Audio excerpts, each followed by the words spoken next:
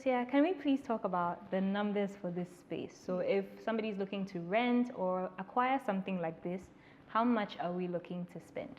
Okay, so at the moment it's for rent. Okay.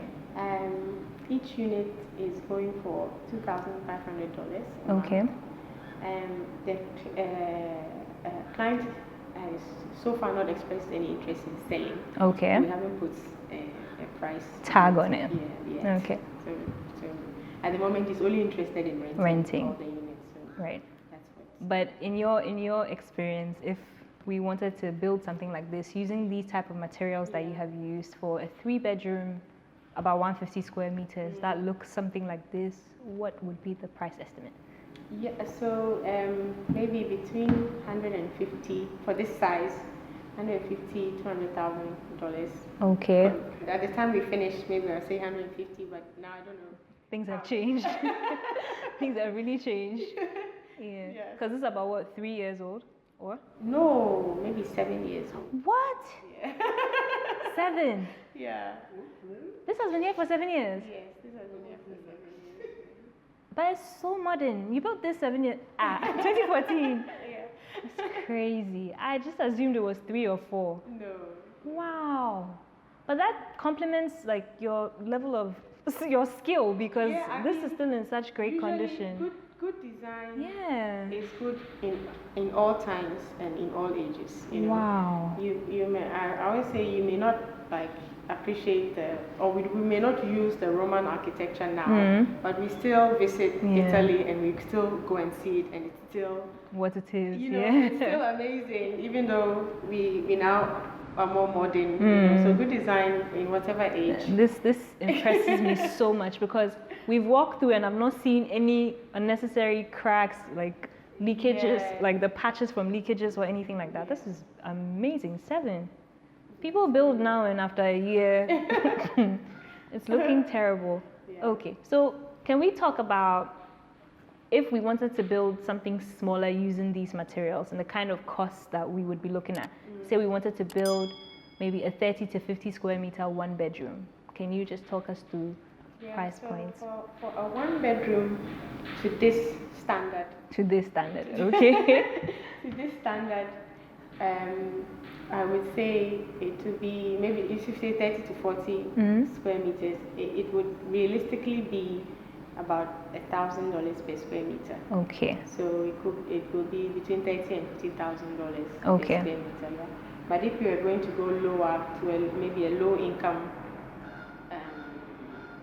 more affordable finishes, and for example, then you could use maybe $500, $600 per square meter. So that could bring it down a bit. Yeah. Unfortunately, because we import so much, it's easier. You can build cheaper if you use local materials. At the same time, for timber, because we have such a huge export market, right? Most of the local timber suppliers are exporting the timber, and so if you want it at this standard, they want to sell it to you at their export price. Right. We are all here with you, so yeah. It doesn't make any sense. Right. Exactly. Right. So, but if you're going to use, just go to the timber market and buy, normal timber, then again you can get it for cheaper. So maybe you could do 15,000 to maybe 25, 30,000. Maybe with that you could do that. But then with that, maybe you would have to maybe air dry it yourself to make sure that the wood is not warping when you use it and stuff like that. Right. Yeah. That will take a while. That will take time. So it will take time. So it will take planning. So you would need to plan it, buy your wood, put it down maybe for a month, and then start. Right. So you could strategize. I mean, for low income housing, it's all about strategies and tricks and little ways that you can get around spending so much. Right. Yeah. Can we talk about that angle? Orthner and Orthner is exploring lower income, more affordable options. Can you please talk us through that and then what you have coming up? Yeah. So one of the things we have done is the Pata4Two Concept. Okay. And that was our social responsibility thing that we wanted to do as a firm, because we noticed that on the housing market, there's nothing affordable for young people to comfortably purchase. And we also noticed that a lot of young people are able to buy the plots on the outskirts. You know, they can get it for 3,000, 4,000, 5,000. I mean, really on the outskirts. And they buy it, and then they're stuck. Because building a house is so expensive. So we decided to design an actual affordable house. And we started doing our research, and we found out that the UN defines an affordable house as a house that costs around $10,000. So we decided we wanted to design a $10,000 house. But we didn't succeed. So we ended up with a $15,000 house. Which is close. Yeah, so that's how we came up with the concept for the Pata4Two. So we're thinking that somebody who's starting, who is making a salary between 1,200, 1,500, 1,500 CDs. You know, if you go to Ghana Home Loans, or now what are they called now? FNB. The percentage that they'll take out of your salary determines how much money you can get. So with this $15,000 house, somebody like that could afford the mortgage for that house, or could build it themselves. And so we decided to, so we did the design, we did the costing, and we came up with $15,000, excluding the land. Because we are thinking of the people who have bought their land and are stuck. And we decided that to ensure that it really works, we have to build one ourselves. Because, you know, theory and paper is a different thing. Different and things. Reality and practical is a different thing. So we started the pilot for Pata4Two. And immediately we started seeing the hidden costs that we didn't consider. You know, as soon as we started, broke ground, the chiefs came with their ground rent. That wasn't in the estimate. So we had to cough that up. And then our site had, it didn't have roads to the site. So when it rains, we have really marshy, you know, road conditions, which also increase our costs. And we chose the rammed earth material, which we have used a lot, but always as feature walls and as fence walls, never in a home. And we noticed that having the rammed earth for a home is totally different because of the scale that we have here.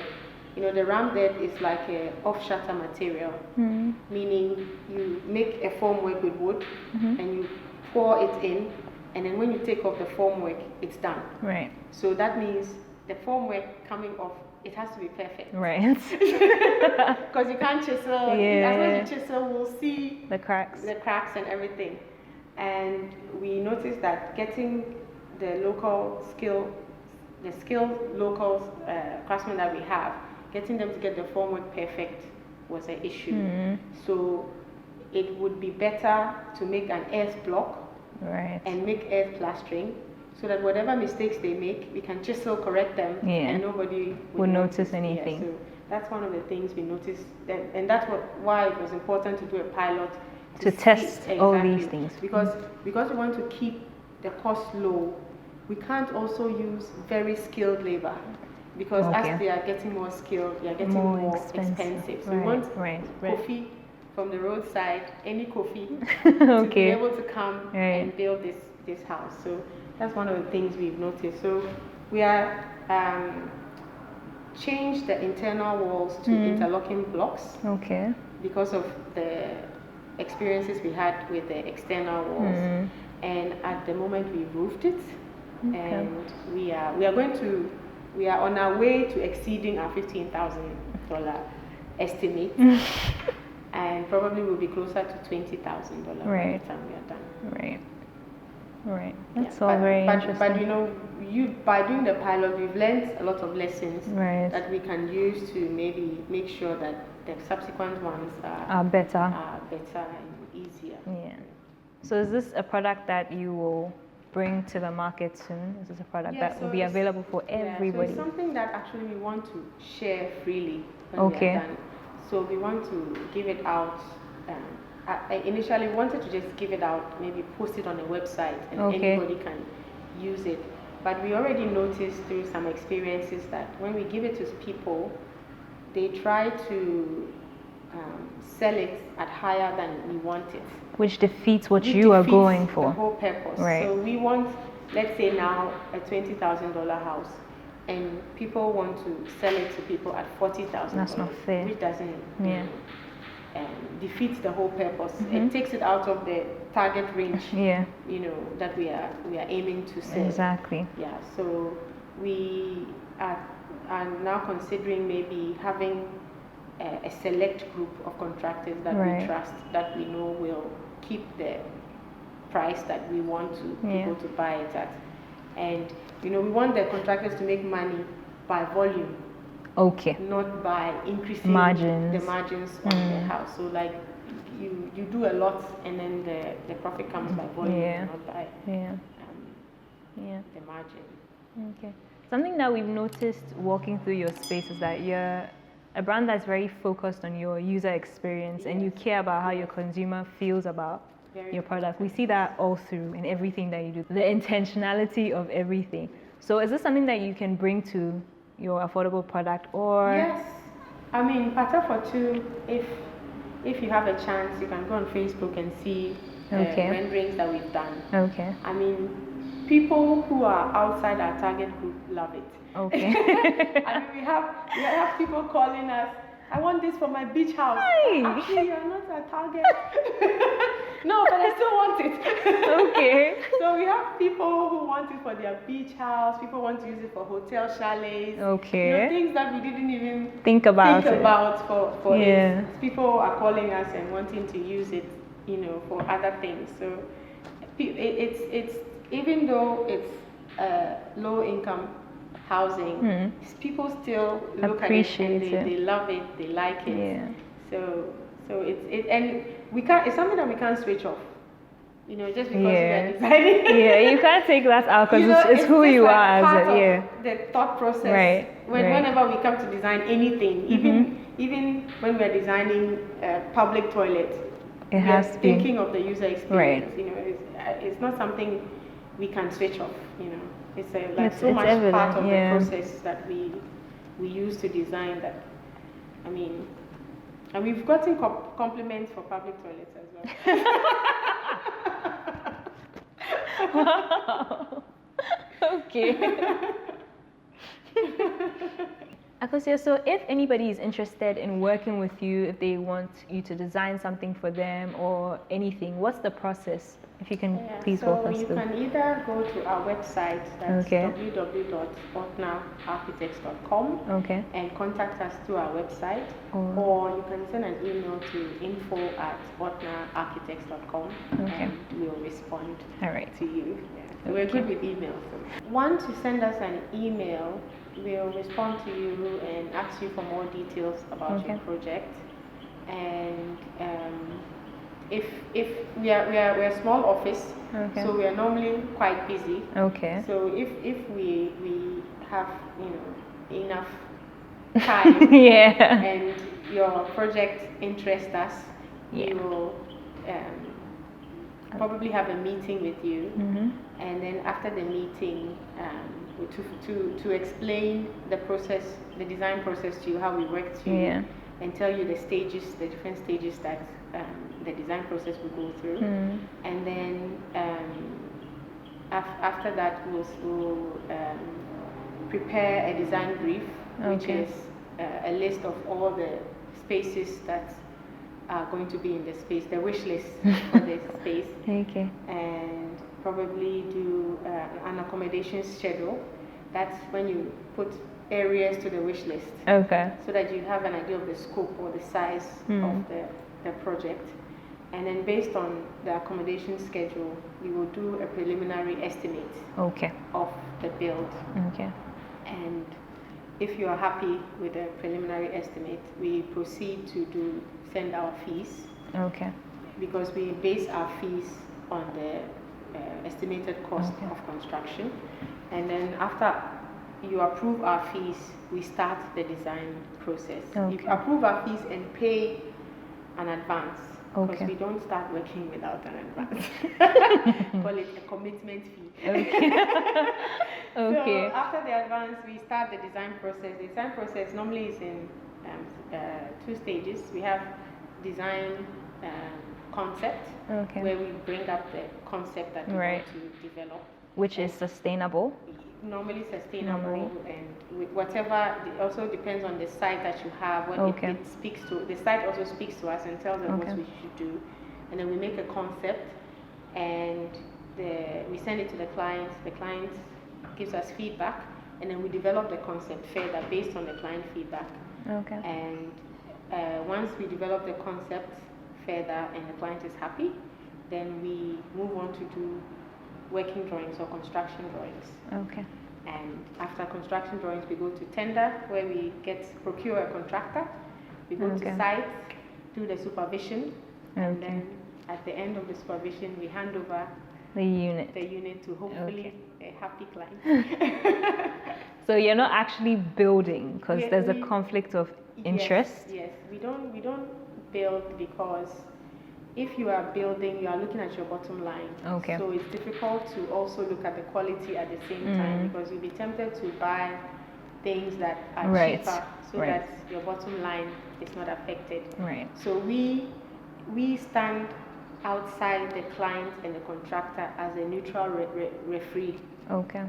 Making sure that the contractor is procuring the quality that we expect, and making sure that the client is also paying the contractor and doing his responsibility towards the contractor. So we make sure that the contractor fulfills his responsibility to the client, and the client fulfills his responsibility to the contractor.